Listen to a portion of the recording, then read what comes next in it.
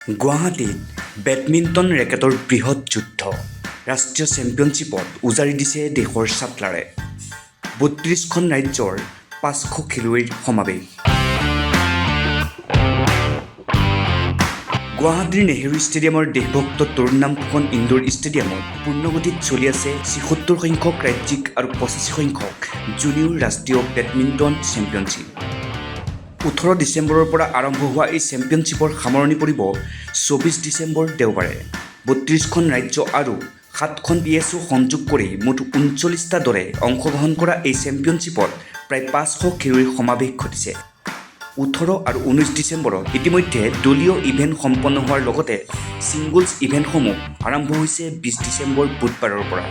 ছেমিফাইনেলসমূহ ২৩ ডিচেম্বৰ আৰু ফাইনেলসমূহ ২৪ ডিচেম্বৰৰ ২ বজাৰ পৰা সম্পন্ন হ'ব বুলি জানিবলৈ দিয়ে অসম বেডমিণ্টন সন্থাৰ সম্পাদক উময় ৰছিদে।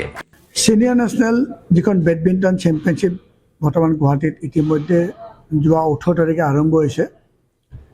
১৮ আৰু ১৯ টিম ইভেণ্ট আছিলে, য'ত সাতটা টিমে পাৰ্টিচিপেট কৰিছিলে। আৰু আজিৰ পৰা অ'পেন ইভেণ্ট আৰম্ভ হৈছে অহা ২৪ তাৰিখলৈ।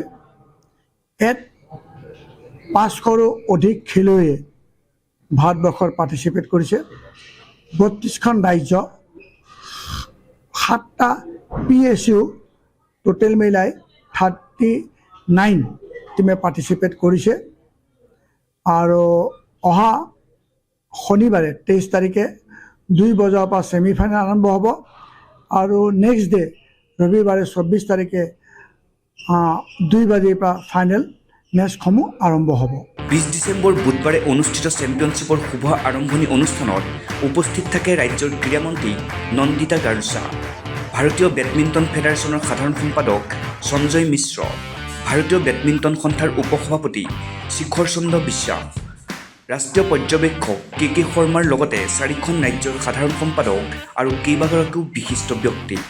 আজি যিটো অ'পেনিং চেৰিমনি আছিল, আমাৰ স্পৰ্টছ মিনিষ্টাৰ মেডাম গালুছা মেডামে আজি অ'পেনিং কৰিছে। আৰু লগতে ঋতুপৰ্ণ শৰ্মা আছিলে, ভাৰতীয় বেডমিণ্টন সন্থাৰ জেনেৰেল ছেক্ৰেটাৰী সঞ্জয় মিশ্ৰা আছিলে, ভাইচ প্ৰেছিডেণ্ট শেখৰ চন্দ্ৰ বিশ্বাস আছিলে, অবজাৰ্ভাৰ আপোনাৰ KK শৰ্মা আছিলে, আৰু ৪খন ৰাজ্যৰ জেনেৰেল ছেক্ৰেটাৰী উপস্থিত আছিলে আজি অ'পেনিং চেৰিমনিত। লগতে অতি কম সময়ৰ ভিতৰত অসমত আন্তঃৰাষ্ট্ৰীয় আৰু ৰাষ্ট্ৰীয় দুখন চেম্পিয়নশ্বিপ পাতিবলৈ সক্ষম হোৱাৰ বাবে অসম বেডমিণ্টন সন্থাৰ সম্পাদক উময় ৰছিদে অসমৰ মুখ্যমন্ত্ৰী তথা ভাৰতীয় বেডমিণ্টন ফেডাৰেশ্যনৰ সভাপতি ডক্টৰ হিমন্ত বিশ্ব শৰ্মাক ধন্যবাদ জনাই কয় এনেদৰে।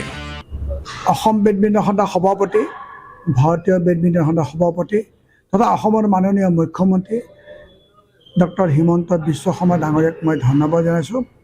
আজি অসম বেডমিণ্টন সন্থাই প্ৰতিটো কৰ্মকৰ্তাই তেখেতৰ নেতৃত্বত আমি দুখনকৈ টুৰ্ণামেণ্ট পাতিবলৈ সক্ষম হৈছোঁ। তেখেতৰ যিটো সহায় সহযোগ বা চৰকাৰৰ যিটো সহায় সহযোগ অসম বেডমিণ্টন সন্থাই কেতিয়াও পাতিব নোৱাৰে।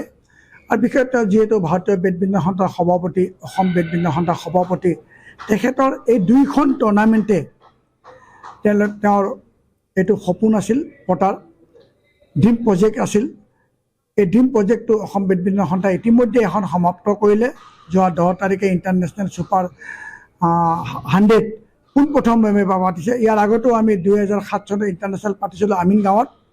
তাৰপিছত এইবাৰ ছুপাৰ এখন BWF টুৰ্ণামেণ্ট, আগৰখন বেডমিণ্টন এছিয়াৰ আছিলে।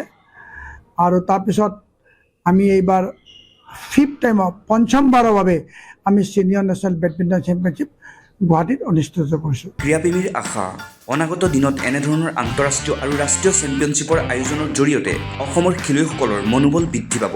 এনে চেম্পিয়নশ্বিপৰ জৰিয়তে অসমত ৰাষ্ট্ৰীয় আৰু আন্তঃৰাষ্ট্ৰীয় পৰ্যায়ৰ খেলুৱৈৰ জন্ম হ'ব। সহযোগী ইদ্ৰিছৰ সৈতে ভাৰ্গৱ বৰাৰ প্ৰতিবেদন, অলিম্পিয়া স্পৰ্টছ।